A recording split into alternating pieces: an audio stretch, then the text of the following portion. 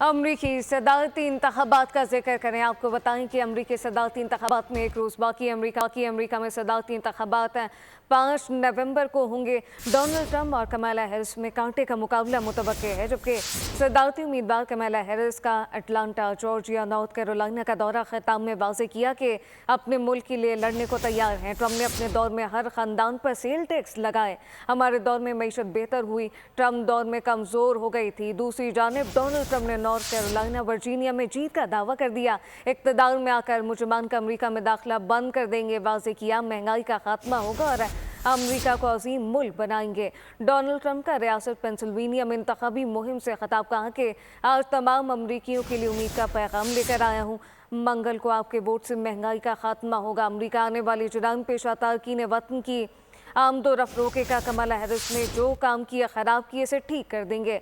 मुखालफिन voting machine बरकरार रखने के लिए सख्त जद्दोजहद कर रहे हैं। अमरीका को वोटिंग मशीनों का इस्तेमाल बंद कर देना चाहिए। सब्सक्राइब करें और बेल दबाएं ताकि कोई खबर रह न जाए।